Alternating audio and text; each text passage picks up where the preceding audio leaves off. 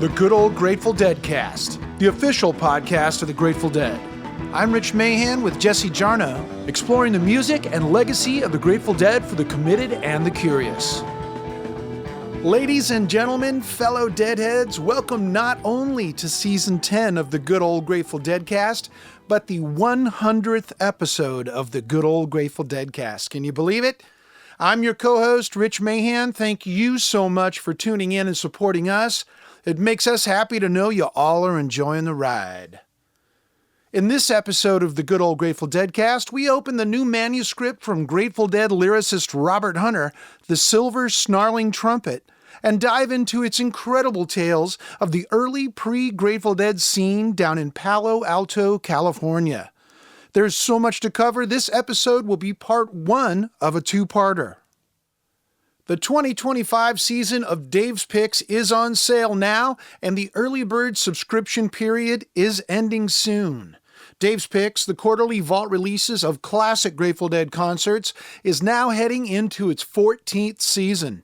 Subscriptions to Dave's Picks are open now at dead.net. Subscribing is a great way to ensure you'll be well-stocked with killer-sounding, professionally mastered Dead shows to help celebrate the Dead's 60th anniversary year. Check out the benefits of being a subscriber. You get 4 limited edition numbered releases, the highly collectible bonus disc, which you can't get if you aren't a subscriber, free domestic shipping.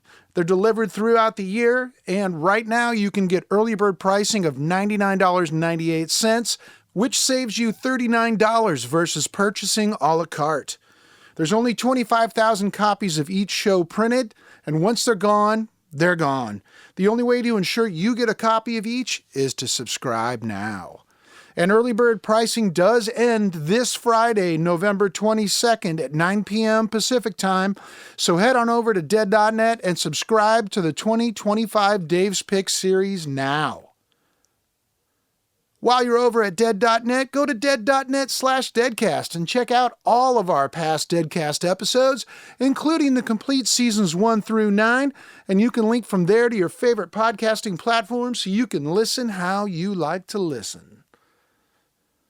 Help this podcast by subscribing, share us with your friends, share an episode on social media, hit that like button, and if the spirit moves you, leave us a review. Thank you very much.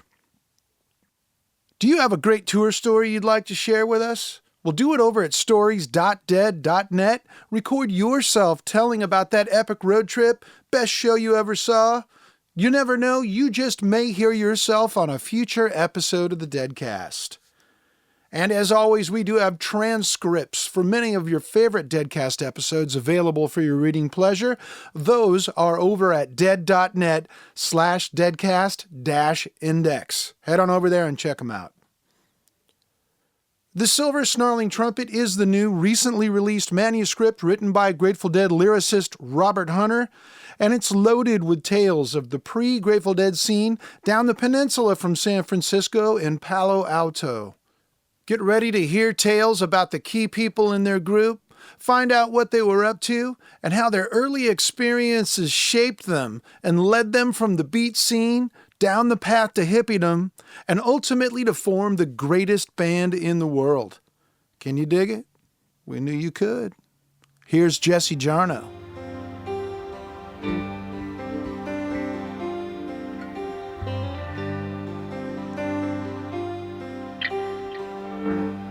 There were days, and there were days, and there were days between. The Days Between was the final original Jerry Garcia Robert Hunter song debuted by the Grateful Dead, performed between February 1993 and the band's last shows in 1995. This is the rehearsal from the So Many Roads box. Hunter's lyrics channeled youth. When all we ever wanted was to learn and love and grow. For this 100th episode of the Deadcast, we're going back to the very earliest spark of what became the Grateful Dead, the extended moment channeled in Hunter's lyrics for The Days Between. Once we grew into our shoes.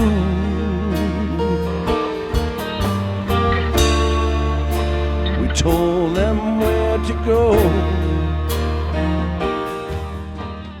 This fall, Hachette Books published a remarkable work of nonfiction by late lyricist Robert Hunter called The Silver Snarling Trumpet, about his and Jerry Garcia's very earliest days as friends in Palo Alto. It's got a subtitle added more recently, The Birth of the Grateful Dead. And though the book ends several years before the Dead started, it's still an accurate subtitle. Please welcome back to the Deadcast, the band's longtime publicist and official historian, Dennis McNally. He once said to me something like, you know, the Grateful Dead started a long time before they got instruments. And what I think he was referring to is this year in particular, 1961, where he had just arrived in Palo Alto and Jerry had beaten him by about 2 months. They fell together with this click that's reverberating to this day. Perhaps the second most remarkable thing about the Silver Snarling Trumpet, aside from the book itself, is that Robert Hunter wrote it in 1962, when the events were still fresh on his mind. He wrote it, put it away. I'm not aware of him trying to publish it at the time. I think he, at that point, wrote it for himself. It was his first draft. But Dennis had an in. Hunter was very, very kind to me. And so when Jerry invited me to be the biographer fairly early on in 81 or so, we were talking, and he shared the manuscript with me, and I looted it, as any good scholar would. The Silver Snarling Trumpet provided the background for the first sections of Dennis's essential biography, A Long Strange Trip, and he wrote an introduction to this edition. Over these next 2 episodes, we'll be hanging out in the world of the Silver Snarling Trumpet, which I absolutely can't recommend enough, just as an incisive, well-written book. So my eyes are spinning today to welcome 2 of the book's co-stars. Please welcome first, Brigid Meier. I would really like to dedicate this interview to Steve Silberman. He was a dear friend, and he was so eager to read this book and talk about it. Brigid wrote an afterword to the new edition. She got her copy from Hunter's wife, Maureen. I did not read this until a year ago, when Maureen sent me the Xerox copy. Hunter had revisited the book briefly in 1982, wrote a new introduction, and put it away again. And she went to the storage locker, and they had to get bolt cutters and cut it. And she said it was astounding. It was just full of stuff and all these trunks. And I guess they pulled out about 3 or 4 of them. The first one she opened, it was right on top. And we're delighted to welcome back, often a backstage character in The Grateful Dead, but one of the main characters in The Silver Snarling Trumpet, the longtime head of Ice9 Publishing, Alan Trist. I had left in the end of 1961, so I was certainly not aware of anything at that time. A little bit later, in 82, it came around again to a few of us. Although I didn't really read it then. What I was looking at, the mice had eaten it away in one corner and there were some words missing. Hunter himself sometimes referred to the book as a novel. It wasn't a novel. It was reportage. Cinema verite. The proper expression is roman à clé, which means a novel that's fictionalized, but I think most of the stories actually happen and uses the real names throughout. To me, the book feels like nothing less than a documentary, with scenes full of dialogue, as if someone had filmed everybody hanging out. Alan Trist. There are odd things in the book like that don't quite connect up, but which I think has to do with this interesting question about whether Silver Snarling Trumpet is a documentary type of book or a novel. Hunter called it a novel because I suspect he was limiting the range of activity and personnel that he was going to talk about. If he'd taken into account everyone and all the connections, it would have been too complicated. A novelist has to have a through line that can be workable in some way. So I think that's what Hunter was working with and why some things were left out. I don't call it a novel. I call it creative nonfiction or memoir because there's no fiction in there, really. He wrote it down as it played, as he saw it. That was a genius move. I mean, for someone so young to have that kind of prescience, I think, is pretty cool. I don't think he even appreciated how actually very important it was. He made an author's note in the book about how it really is a document about the transition from beat to hippie as a historical document. But I don't think he held it with the reverence that that I do. I was astounded primarily by how evocative it was. It was like smelling your grandmother's perfume or something. It takes you back to an era that had been kind of just stored in your subconscious, I guess. The main thing that Hunter nailed was the pitch-perfect dialogue, particularly with Jerry. It was almost eerie because Jerry kind of like came up off the page like a hologram from the dialogue and from these conversations. Like, oh my God, that's exactly what it was like. That was exactly how he came across, how he spoke. And I suspect the dialogue he has there for Alan is pretty true, but the dialogue he has for me, I don't recognize. I think he may have used me as kind of the female lead, as it were, and then conflated other conversations. There's some of it I recognize. It doesn't sound like he took verbatim notes of that, whereas with Jerry, it sounds like verbatim notes. Jerry was always Jerry. He didn't become Jerry. That's who he was, and he started off that way and ended up that way. It was the same, oh my God, fully formed, straight out of the head of Zeus or something. We're not going to read too many passages from the book itself today, but there's a few paragraphs we have to share to give you an idea. I'll stop pointing it out eventually, but remember that this was written in 1962. Jerry smiled victoriously and continued to play, his ill-combed, bearded head intent over his guitar. He played the guitar anywhere from 24 to 38 hours a day, which would tend to be unnerving even if he were Sehovia. However, he was not Sehovia. He was Jerry. And the very act of being Jerry was, in his estimation, an excuse for almost anything. He had the easygoing self-assurance of a person who is used to being forgiven for any gaucheness he might choose to perpetrate on his contemporaries. So he committed them with an amazing regularity and a completely innocent conscience. This attitude was made bearable only by the virtue of the fact that it worked both ways. He, forgiving easily anything but innate grossness, mental or physical. Gross was Jerry's ultimate condemnation, a sin without possibility or intercession of forgiveness. Really, the subject of the book is the scene, but really in particular it's Jerry. Jerry was this charismatic, if that's quite the right word to use for any 18-year-old, but it's true. The guy with the personality that everybody just went, I want to know this guy better. He was the stellar example of practical bohemianism, from the hand-wrought laurel wreaths that often graced his haggy mane, down to what one might expect to be cloven hooves, sheathed in incredibly aged socks. There was an essential joie de vivre in him that always lurked, Pan-like, behind his something-the-cat-dragged-in appearance. His philosophy of life was quite untenable, since he drastically changed it at least every 3 days to fit his particular frame of mind. It's a memoir, except that really his focus is on everybody else, and he sees himself as the observer, does not give himself away so very much compared to what he reveals about Jerry and Alan and Willie in particular.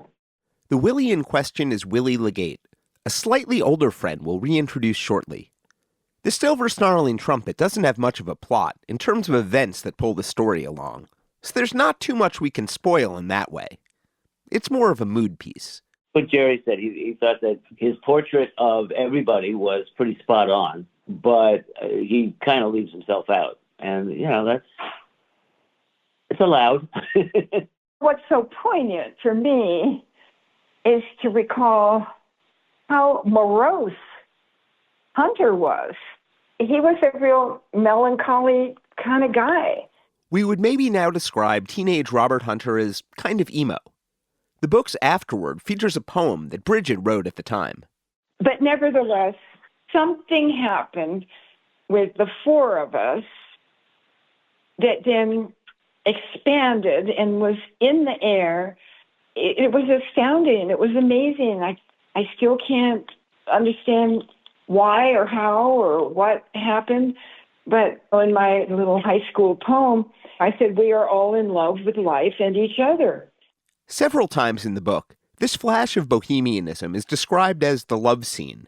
And this is a solid half-dozen years before the so-called Summer of Love in 1967. But from a lot of perspectives, the stories we're about to tell are the beginnings of the social formation that evolved into the Grateful Dead. There was a central group of 5 people. These were further friends who would obviously become even more important over the coming years. But at that earliest point in 61, it's Jerry and Willie and Alan and Hunter, of course. And then I call them their protege, Brigid. Hunter and I did some photographs in one of those little photo booths. I'm wearing one of those peace signs, right? You can see those photos in Amir Bar-Lev's Long Strange Trip. Yeah, I suppose we were baby beatniks. We didn't know what we were. We were just having a good old time. Didn't matter. We weren't defining ourselves. It's that's something that comes later.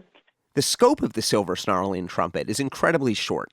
It was literally about March 61 till early 62. So it was a brief moment in time, but it spawned so much and gave rise to so much. In March of 1961, both Jerry Garcia and Robert Hunter were 18 years old. For some pretty intense reasons we'll get to, Jerry Garcia would later define these months as the moment his life began. He'd been discharged from his 8-month stint in the Army on December 14, 1960, where he'd been stationed in San Francisco's Presidio. He found a place to crash through friends of his girlfriend, and when they moved to Palo Alto, he stayed in their spare room, though didn't stay there long. Here's how Garcia described his post-Army existence in 1974, an outtake from the Grateful Dead movie. I never paid the rent. If I didn't have rent, I didn't live in a house. I scuffled, I hustled, I scammed. I didn't want to work. I didn't want to have a job. Just didn't want to live that life, and I didn't care what I had to do to not do it. This is who Jerry Garcia was when the Silver Snarling Trumpet opens. I'd sleep in the bus depot, man, or, I didn't give a fuck, man.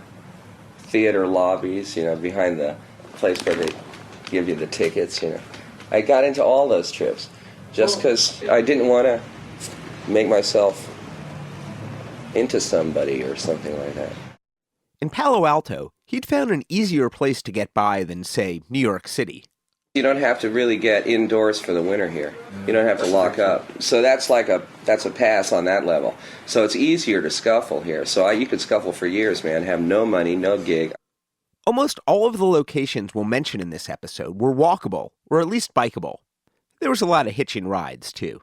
We'll soundtrack this next segment with some pieces from Miles Davis's Sketches of Spain, released in 1960 and popular among the baby beatniks of Palo Alto.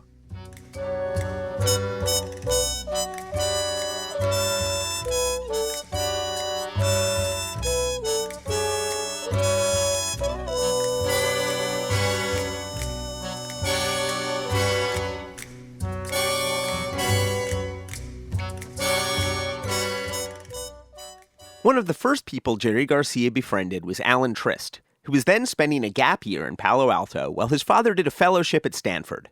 They met at Kepler's Books, one of the central locations for today's action, the left-wing Bohemian bookstore that gave rise to the Grateful Dead. Kepler's was the place. Alan Trist.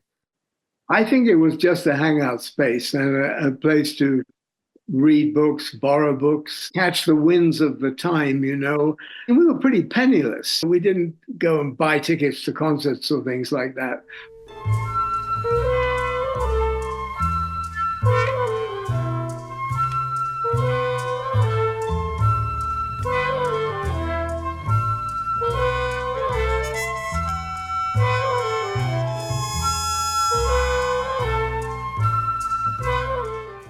Immediately before I came to Palo Alto, which was November of 60, I think, I had spent the summer in Paris, as I had been doing for several years in the 50s.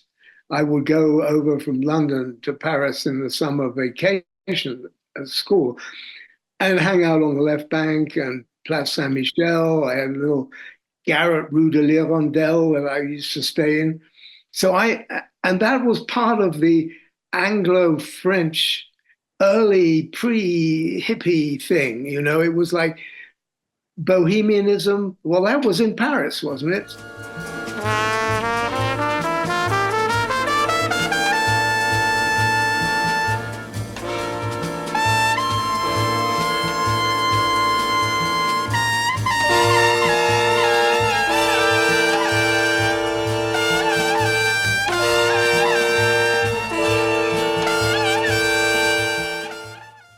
I didn't experience music so much in Paris as just a feeling that was in the air, I mean, there was one, to go back to that, I mean, I did go to the Beat Hotel in Rue Gilles-le-Coeur, where Corso and Ginsberg and Orlovsky and they were all there at that point.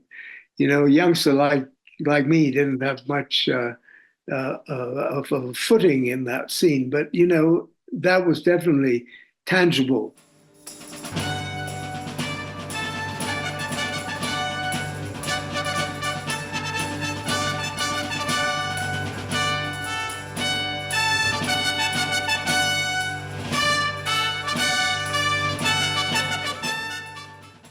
So we went to Paris, and that's where I got my early experience in the Bohemian world. And so, I was full of all this when I went to Palo Alto. And there I found, not immediately, but as soon as I connected with Kepler's, there was the San Francisco version of Bohemianism. Another hangout was the rambling party house in Menlo Park called the Chateau, where rent was cheap and rooms were plentiful. One of the people that Garcia and Trist encountered at the Chateau was a 16-year-old high school dropout named Paul Spiegel. He was such an extraordinarily different kind of person, and he had all these skills, painting, and he was amazing for a 16-year-old high school dropout. It was through Paul Spiegel that Garcia got a part-time job doing lights for musicals at the Comedia Theater. Though Brigid Meier hadn't met Trist and Garcia yet, she knew Paul Spiegel too. He was a classmate of mine at Menlo Atherton High School, and I knew him. He was an incredibly flamboyant. He loved outraging people. He used to flounce around in a cape, quoting Rimbaud. His friend Lowell Clucas used to pretend that they were gay sometimes, and just anything to outrage. But he was notorious that way.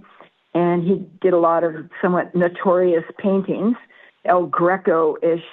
Late on the night of February 19th, 1961, Garcia, Trist, Paul Spiegel, and another friend left the Chateau, all a bit drunk.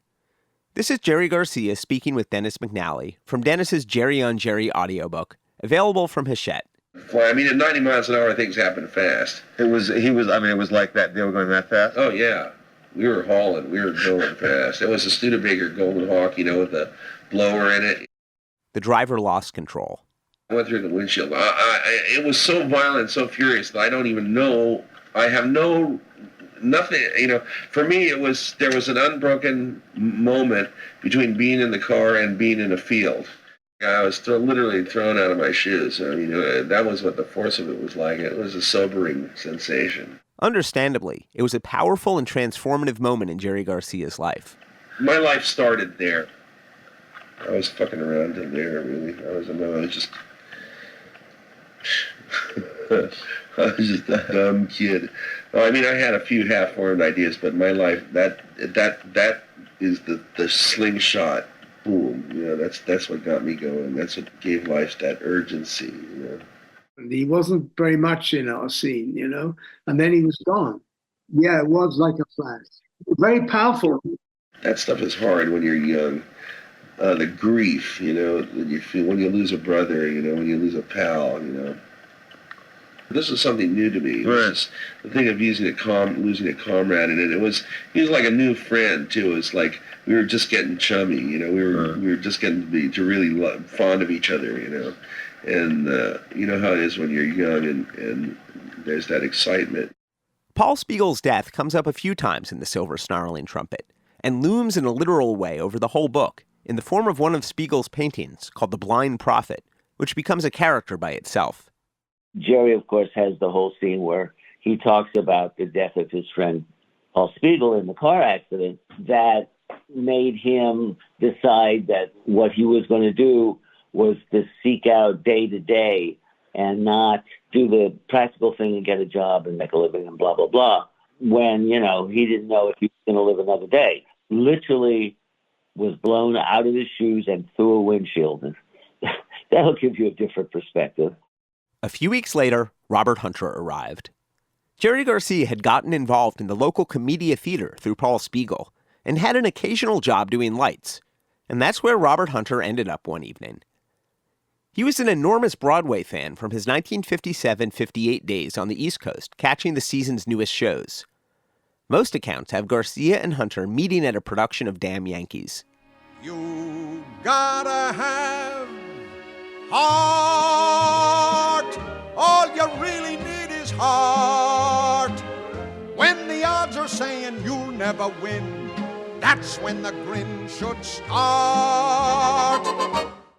But it seems like Damn Yankees ran the Comedia from July to November 1960, and they were performing from their repertory throughout March 1961, when the main musical they were performing at the time was Kiss Me, Kate. Strange, dear, but true, dear, when I'm close to you, dear, the stars fill the sky, so in love with you am I. I'll leave it to another scholar to dive deeper into the Dead's secret roots and show tunes. Because Robert Hunter had just finished a stint in the National Guard, and very soon Jerry Garcia and Alan Trist whisked him away to a party where he learned about something new and strange called jazz. Here's how Hunter described it in 1970 to the hard-hitting interview team of Bobby Peterson and Hank Harrison, doing preliminary research for Harrison's Dead book. As always, sorry for the cruddy audio quality, but it's a cool clip. I'd only been around 2 or 3 days right out of the Army. I ran into Garcia, Alan Trist, and met DLX and went up to Lee's band. So I heard jazz for the first time. I heard Ornette Coleman record, and what to think of it. And I didn't know what to think of all these people. It's a good trip. We all got drunk, integrated, and listened to jazz.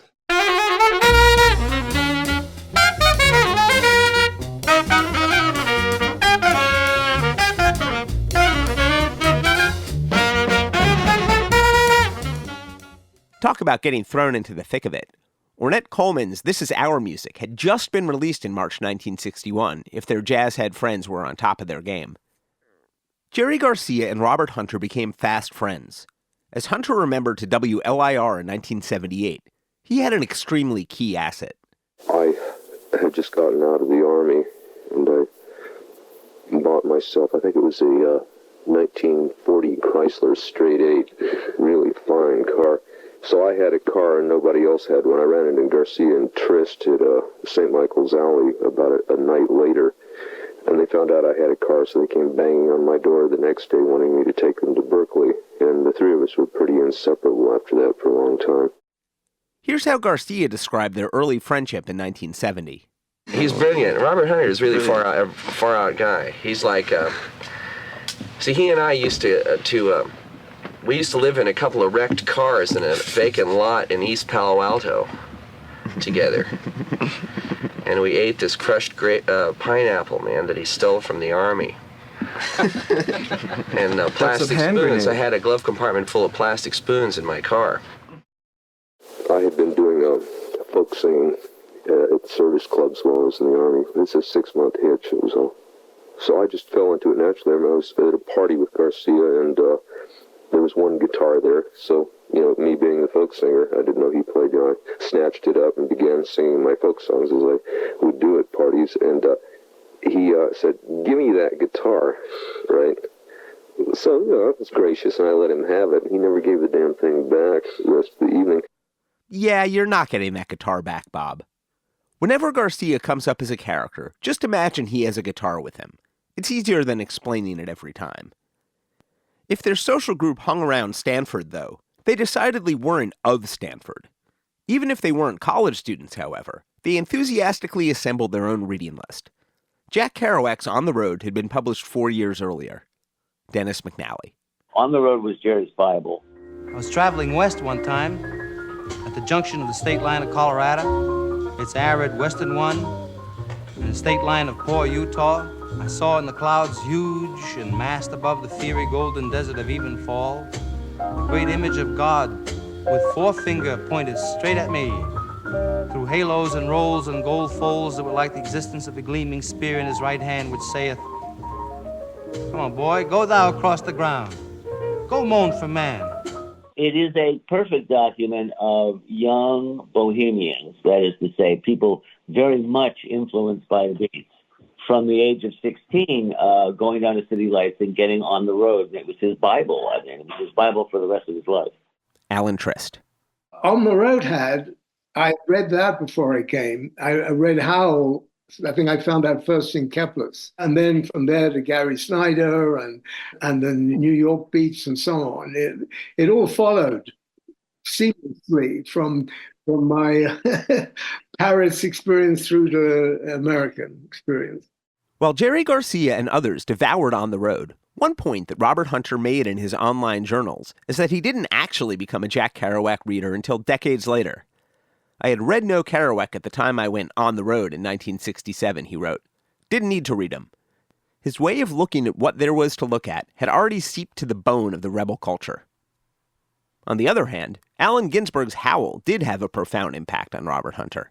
Hunter talks about reading Howl at Alan Trist's house, thinking somebody was going to burst in and arrest him. Angel-headed hipsters burning for the ancient heavenly connection to the starry dynamo in the machinery of night, who poverty and tatters and hollow-eyed and high sat up smoking in the supernatural darkness of cold water flats floating across the tops of cities, contemplating jazz. They were very explicitly children of the beats. He, I think wisely, doesn't go into detail about all that, because where they are is somewhere halfway in between beat and what would become hippie. They were in the interregnum. This period, going from beat to freak, as Dennis has said, is the subject of his forthcoming book from Hachette. It'll be out mid-May. The Last Great Dream, How Bohemians Became Hippies and Created the 60s. We've posted a link at dead.net/deadcast. We'll let Miles Davis soundtrack this next segment, too, from Kind of Blue.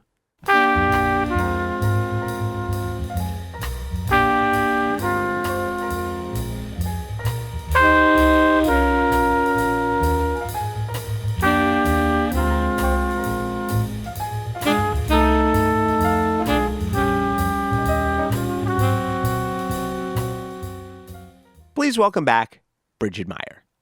So March 1961, a friend of mine, her name was Sue, she had a Volkswagen, and I was out in the junior parking lot. She said, "Do you want to go for a ride?" I met this guy, and I said I'd pick him up. I said, "I'd love to." And so we went to the art supply store, and there's this guy on the porch, shaggy-looking guy, and she goes up to get him, and she says, "I hope it's okay. I brought this friend of mine with me." And he looked in the car, and the first thing he said is, "Oh, tell her I love her." Ridiculous, but so Jerry. So anyway, the three of us were in the car, and we drove up to what's called Los Trancos Hills.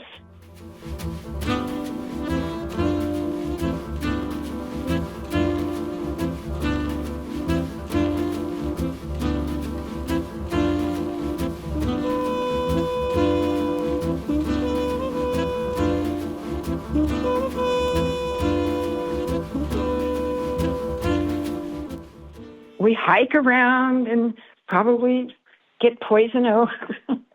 And then on the way back, he's sitting in the back seat. I'm sitting in the passenger seat. Sue is driving. And he starts playing Silver Dagger, Joan Baez's song. Don't sing love songs, you'll wake my mother. She's sleeping here, right by my side. And in her right hand, a silver dagger. She says that I can't be your bride. And he's looking at me underneath those eyebrows. And it's like, oh my God. with a goatee and a little beard. And I was devouring all the beat literature that I could, whatever came out, poetry, on the road, all of that. There was one in the flesh, you know. So it's really pretty amazing. And he's singing this song to me. And obviously with nefarious intent. It was a very, very seductive, it was wonderful, really, really great. And so that was my introduction. And that kind of incipient seduction and whatever was in the air there, that was kind of put on the back burner between me and Jerry. It didn't come to fruition for several more months. All that energy was kind of diffused into a larger group, a larger scene, which is what Hunter was writing about. Go court another tender maiden and hope that she will be your wife. For I've been warned and I've decided to sleep alone all of my life. It was kind of like, well, we're going to be, later we're going to go. I went to Kepler's anyway with other friends. I guess we all kind of just coalesced there. That was the spot. That was the place where we hung out, where we met. Dropping out in a college town had been a tried and true Bohemian strategy for decades. And even without setting foot on the Stanford campus, Palo Alto was resource-rich for inquiring minds. Kepler's books had opened in 1955 and became the kind of place that readers dream about, especially in the pre-internet age. They might not have had any money, but they were already in the thick of the profoundly left-wing counterculture that created the Grateful Dead. It was like a scattershot at Kepler's. Everybody was picking up things from the shelves. Roy and Ira had a lot of publications that were contemporary left-wing or something that we would be looking at, because there was definitely a bookstore that was open to very current events and future-looking, the advent of the cheap paper-bound book, which they specialized in, that made all kinds of translations of Eastern literature and from all over the world. I mean, it was an amazing place. You could find anything that you had never thought existed before. The front cover of the Silver Snarling Trumpet contains a lovely and very Grateful Dead-like image of skeleton hands reaching up to behold a rose amid psychedelic lettering. But I also wonder what the Silver Snarling Trumpet would look like had it been on sale as a pocket paperback at Kepler's in the early 60s. I'm afraid we were little sticky fingers with Kepler's, we just helped ourselves terribly, and they knew it. And They were bemused, I suppose. In other memories, Roy Kepler would let the young beatniks use the place like a library, so long as they returned the books to the shelves within a day or two. The back area became the domain of Garcia, Hunter, Trist, Brigid, Meier, and their friends. It was like an area with little tables and bentwood chairs, and you could take your coffee and sit back there. We were all writers. At Kepler's bookstore, I would have my notebook out on one table, and he'd have his notebook out on another table, and Jerry would have his guitar notebook out on another table, So who was what was indeterminate at that time. We were all sort of looking for art as a way forward. We'd pass things around for sure. As you read the book, the one thing that he's emphatic about, which is a very deep thing, not so much politics, but specifically anti-consumerism. Whatever they were doing, it didn't involve making money. Even though Hunter kind of denies in the book that there were any political leanings, I don't know. I mean, I felt very connected. One of the main things that we met in Kepler's bookstore, and Roy Kepler was one of the very early people in the War Resisters League. And Ira Sandpearl was his kind of right-hand person, and he actually formed the Institute for Nonviolence with Joan Baez. And he was the guy behind the cash register and giving us free coffee, et cetera, and answering the phone call when my mother would call and say, "Is she still there? Is everything okay?" Would you tell her we're going to come pick her up in a few minutes? This is perhaps one of the ways that the early scene mapped onto the later Grateful Dead. They were so immersed in an intensely political environment that they themselves didn't orient themselves as quote-unquote political. But the scene that Robert Hunter describes in the Silver Snarling Trumpet was unquestionably grown from a left-wing milieu. Dennis McNally. He leaves the politics pretty much out of the Silver Snarling Trumpet, but that is the culture of Palo Alto in 1961. The bookstore, St. Michael's Alley, and the Peace Center, and then the Chateau for more outrageous parties. We were a big pain in the neck to the store.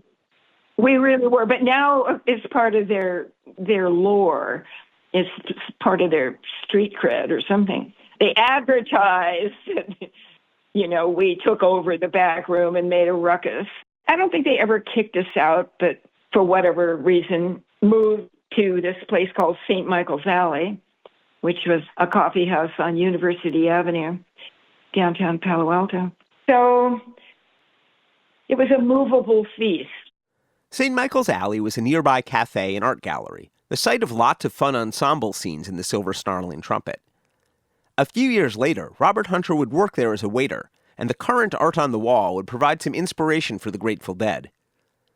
The birdsong image came from a beautiful collage someone had constructed and hung on the wall when I was a waiter at St. Michael's Alley on University Avenue in Palo Alto, he wrote in 2004. The collage had a picture of a bird and a quote, "All I know is something in me sang that in me sings no more." The Edna St. Vincent Millay line stuck with him. All I know is something like a bird within her sing.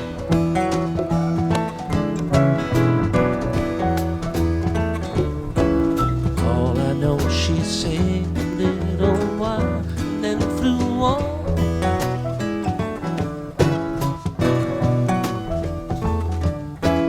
Tell me all that you know, I'll show you storm and rain. But as fun as it got at St. Michael's Alley, the back of Kepler's books was hardly a silent reading room. We commandeered the space. We came in like a horde of Visigoths or something, just came in and took over and started playing. We were just loud and raucous, and it was kind of hilarious. Folk music was booming and building on and around college campuses. Just before the start of the Silver Snarling Trumpet, in the fall of 1960, An alum of Palo Alto High School, Joan Baez released her massive-selling self-titled debut, which reached number 20 on the pop charts. Oh, fare thee well, I must be gone and leave you for a while. Wherever I go, I will return if I go 10,000 miles. Probably both Garcia and Hunter attended when Baez returned to play 2 shows at Pali High in June 1961, which Hunter mentions cryptically in the Silver Snarling Trumpet. Garcia sat near the front, according to one friend, coming to the realization that he was at least just as good a guitarist as Joan Baez, giving him the confidence to pursue his own music. Baez was a relative newcomer to the folk revival, whose biggest pop stars of the era came from right nearby. And Kingston Trio, who were also there in Menlo Park at the same time. They were the happening, our local rock stars, I guess you could say. Wish I was a headlight on a westbound train. I'd shine my light on cool Colorado rain, out where them chilly winds of love. Like left-wing politics, the folk revival was inescapable in Palo Alto in 1961. The folk revival, which they were certainly profoundly part of, and the underlying message of the folk revival was really, it was very kindred to the Beats in the sense that, A, it was seeking something more authentic than the commercial world of so-called music business. And it had values very distinct, left-wing, not necessarily always stated, but left-wing values of inclusion, anti-racism, the wider connection of human beings. That was why we went to Kepler's, because we were going to sing along. What better way to create community, huh? But everybody's singing. So wonderful. Such a wonderful sense of connection. And it's hard for me to believe that this book is out and others are going to get a little, well, hopefully a little bit of a contact high from it, in the sense of like get a little taste of it and be somewhat exhilarated and connect with their own youthful yearnings and aspirations. The Beatles hit American shores in early 1964, but the energy that became the next wave of American rock and roll was pretty palpable in the back room at Kepler's. You've heard the record of the birthday party. I mean, we were raucous. Ah, yes, the birthday party tape. Hey, it's Jerry and Bob, boys. Hey, why don't you do Saniano? Well...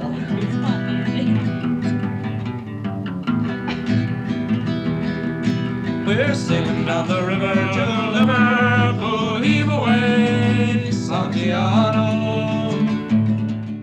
In the midst of all of this, in the spring of 1961, Robert Hunter and Jerry Garcia teamed up to become the folk duo of Bob and Jerry. Garcia on guitar, Hunter on upright bass. There's more about this in the Long Strange Trip documentary, but the only surviving audio of Bob and Jerry, and the earliest known tape of either, comes from a tape at Brigid Meier's 16th birthday party on May 26, 1961. Most of it is now on the Before the Dead box set, which we'll be using to soundtrack this next segment. So it's heave her up, and away we'll go, heave away, Santiago. Heave her up, and away we'll go, way up in California. Hard to play jazz on the guitar and have a scene with it. So folk music was readily available and easily learnable. You could pick up those chords of those Weavers songs pretty easily, and then we could all sing along. There's some really vivid descriptions of Bob and Jerry's brief gigging career in the Silver Snarling Trumpet. They talk about going to the private school in the old house. That's Peninsula School. And I actually went there for the first couple years of kindergarten and first grade. My father worked as a janitor there to pay my tuition. The Peninsula School was home to lots of local history. In addition to the early Bob and Jerry gig, possibly in the very same room a dozen and change years later, the Peninsula School also hosted early meetings of the Homebrew Computer Club, attended by young Steve Wozniak and Steve Jobs. But that was a hotbed of Weaver-type energy, real lefty. And Pete Seeger was an important person who would come through and play there. She's a fast flipper ship and a fully good crew. Hey, a down east Yankee border captain too. We're bound for California. You knew we'd get to Pete Seeger sooner or later. With his band, the Weavers, Pete Seeger had scored a series of unlikely top 10 hits in 1950 and 1951. Irene, good night. Irene, good night.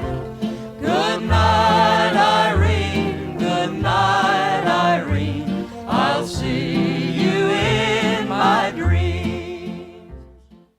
But in 1952, the Weavers were blacklisted from mainstream American media, accused of being socialists and communists, which they were, but that wasn't what made them dangerous, so much as their discovery of music as a community-building tool. They became underground heroes. Guitarist Fred Hellerman would produce that top 20 Joan Baez album we've been hearing from. Plus, the blacklist certainly didn't stop Pete Seeger, who built a new touring network of elementary schools, colleges, summer camps, unions, and festivals. Palo Alto was very much prime Pete Seeger territory.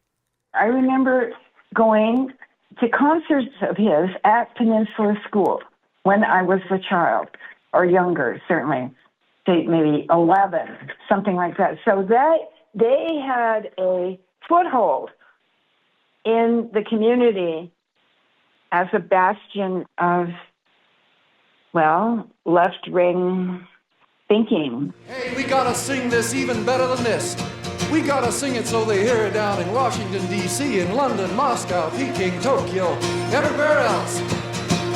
Sing this song so the land resounds once more for the whole world round. Pharaoh's army got surrounded. Oh, there it goes. Oh,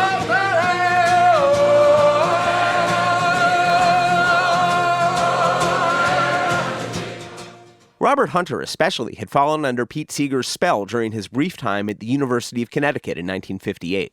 He imitated him when he would sing, the calling out over the top of the melody like Pete Seeger did. I think he was a really palpable. Oh, Mary, don't you weep. One more time. Oh, Mary, don't you weep, don't you moan. Oh, Mary, don't you weep, don't you moan. The Pharaoh's army got surrounded. Oh, Mary, don't you weep. Nearly all the songs in Bob and Jerry's songbook had roots in Pete Seeger's enormous repertoire. One song that didn't make the cut was the Weavers' anti-fascist anthem, Wasn't That a Time? A song considered so scandalous that the Weavers couldn't perform it during their years as top 10 pop stars. Thanks to Brigid for letting us play this. Garcia's singing lead here. The fascists came with chains and war, to imprison us in hate, and many a good man fought and died to save the stricken faith. Was not a time, was not a time, was not a time, a time to try the soul of man. Was not a terrible time. To find out why that song was so scandalous, I'll have to direct you to my book, Wasn't That a Time? The Weavers, the Blacklist, and the Battle for the Soul of America. Like all the fine books we've mentioned so far today, available from Hachette. But as much as I can personally get down with Pete Seeger, Robert Hunter's Pete Seeger imitation isn't really the highlight of the tape. I'm troubled in mind, I'm blue, but I won't be blue always. You know the sun gonna shine on my my back door someday.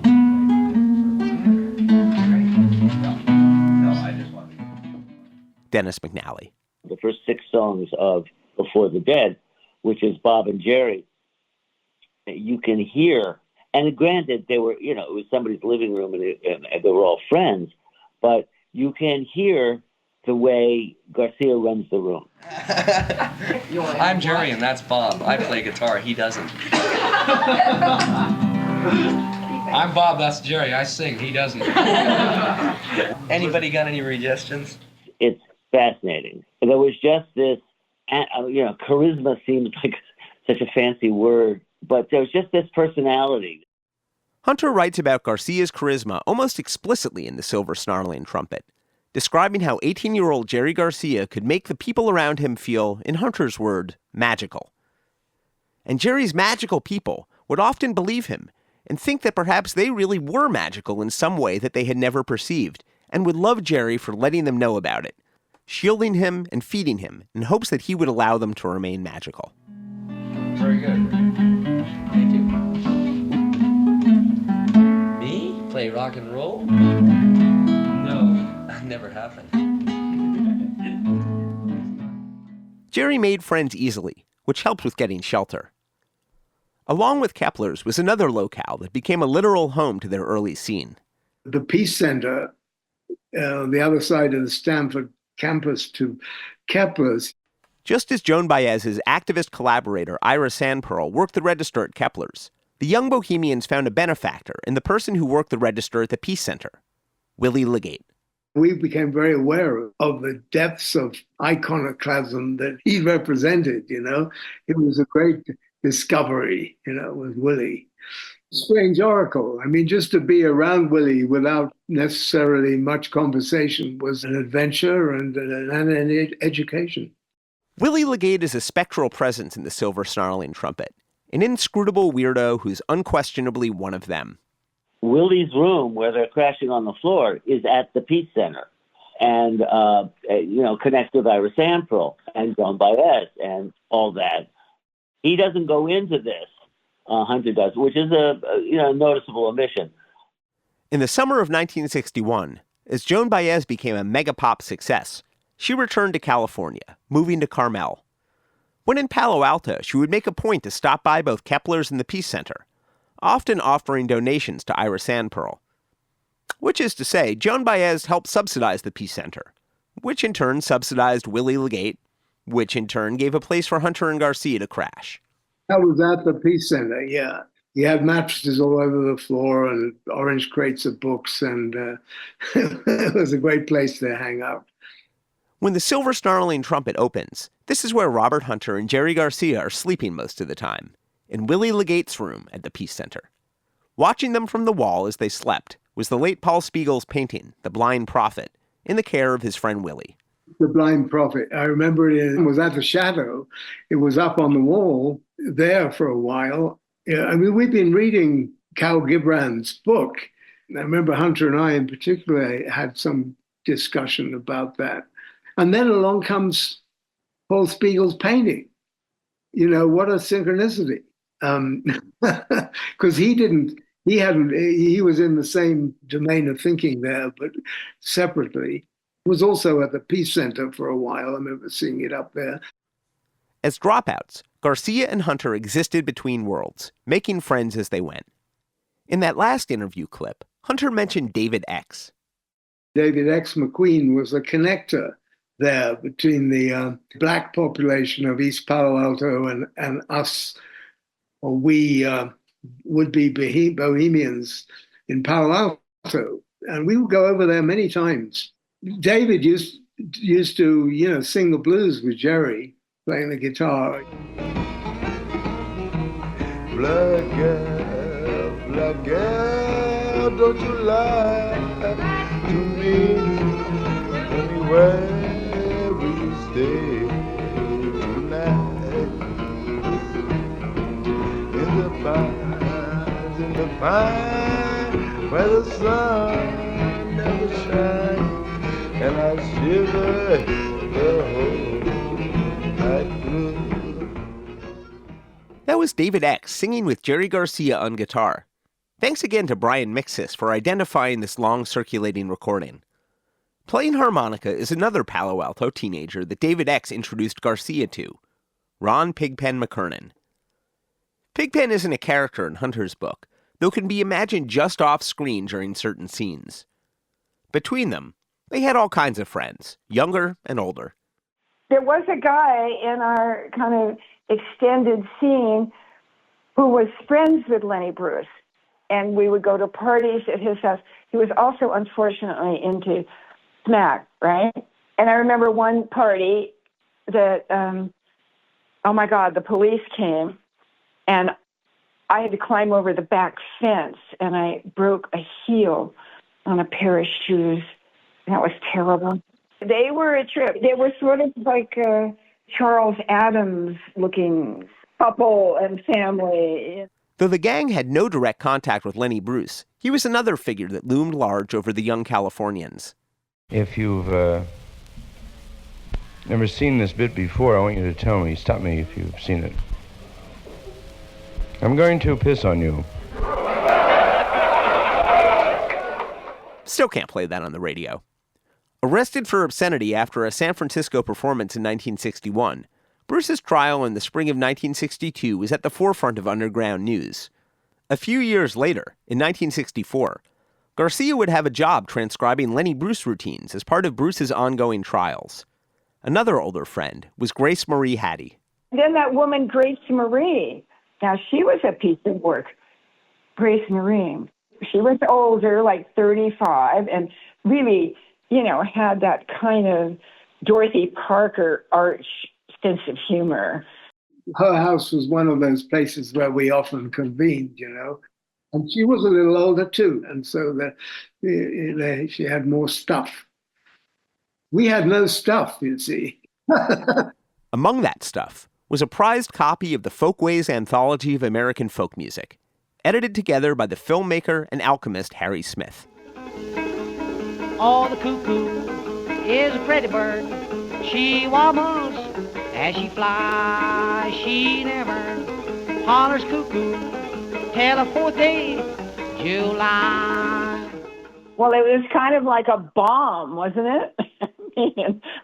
It just, you heard that and it's like, gateways into other worlds. I mean, it was huge. That was huge. Huge, huge, huge. Released in 1952, the Anthology of American Folk Music consisted of 3 double LP sets and didn't sell many copies.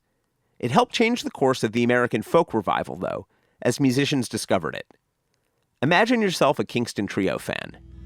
Hang down your head, Tom Dooley. Hang down your head and cry. Hang down your head, Tom Dooley. Poor boy, you're bound to die. Now imagine suddenly getting exposed to the Anthology of American Folk Music. Oh, I don't like a railroad man. No, I don't like a railroad man. If I was a railroad man, they will kill you when he can and drink your blood like wine. How are you going to keep them down on the farm once they've heard Bascombe Lamar Lunsford? The in-between baby Bohemians had friends who were older and friends who were younger.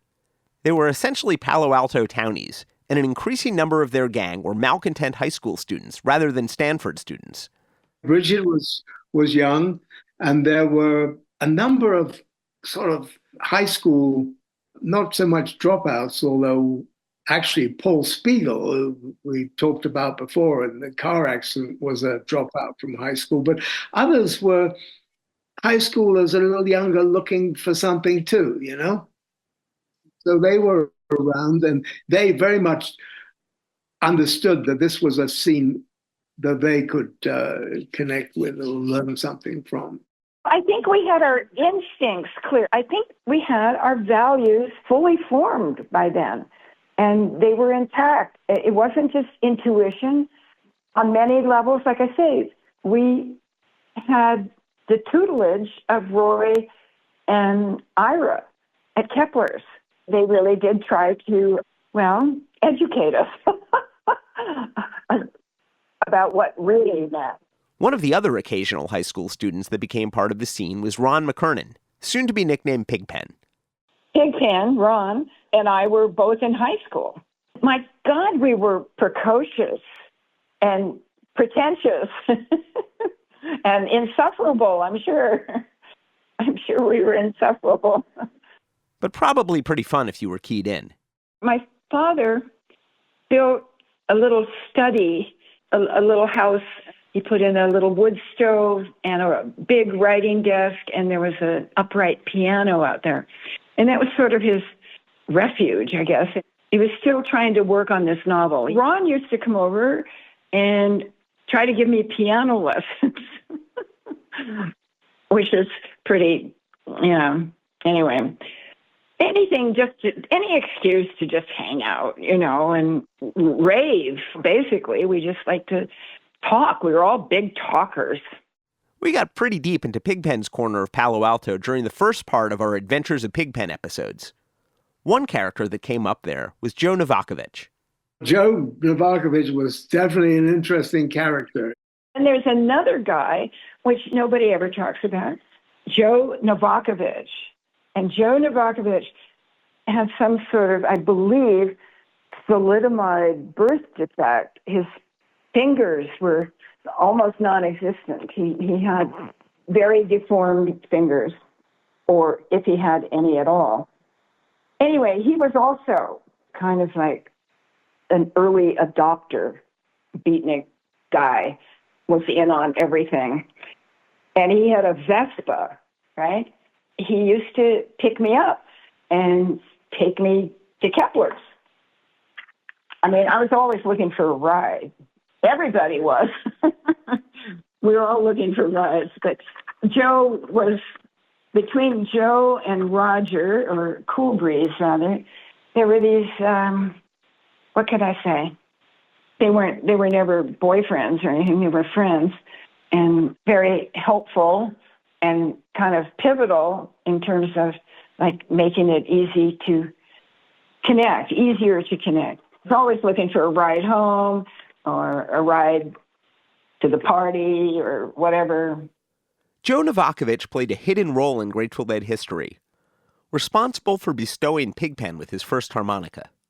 He was a couple years older. I don't even know if he was still in high school, but he was generous and helpful and funny. Just a friendly older dude and character of ill repute who helped encourage teenage Garcia and Pigpen. There are some characters that don't figure in the Silver Snarling Trumpet. Missing from Bob's account there are Phil and Bobby Peterson and Laird Grant, all three of whom went on to be major players in the Grateful Dead world. Laird was the first road manager and so on, And Bobby was definitely a bit like that. He was hip in a way that we were looking to find. Jerry's old middle school buddy, Laird Grant, makes a cameo near the end, but isn't one of the Seekers that Hunter covers. It's in this window that another character entered the story. Phil Lesh had also been radicalized by a soiree at Kepler's while a student at the nearby College of San Mateo. One of these parties was my first introduction to the underground, defined as that alternate culture surrounding any great center of learning, mostly composed of former students, perennial students, and non-students. I was continuing in school at the College of San Mateo. My friends from school told me about all the cool scenes in Palo Alto, so off I went exploring. Spelunking, you might say, or just trolling in deep waters. That's from the audiobook to Phil Lesh's wonderful memoir, Searching for the Sound, available from Little Brown wherever you get your audiobooks. It was the temporary home of many who would become good friends and newfound brothers, and also a way station on a new kind of underground railroad. People traveling to or from scenes connected to other schools up and down the coast would stop at Kepler's and often spend the night at the chateau before moving on. At the very least, it's the place where I first met Jerry Garcia. When first I came to town, they called me Robin June. Now they've changed their tune. They call me Katie Crow.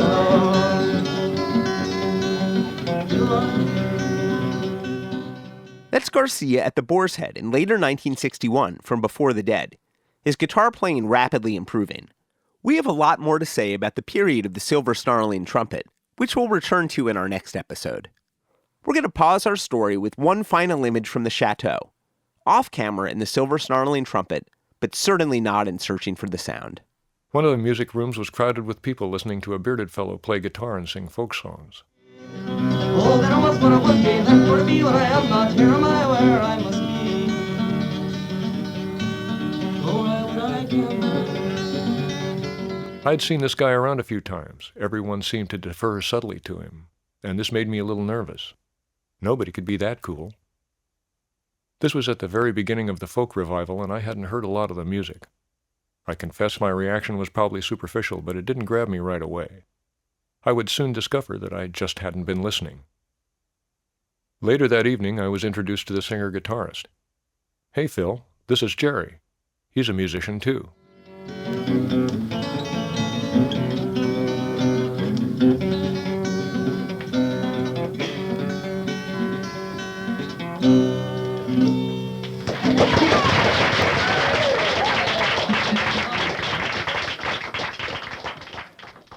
Thanks very much for tuning in to the good old Grateful Dead cast.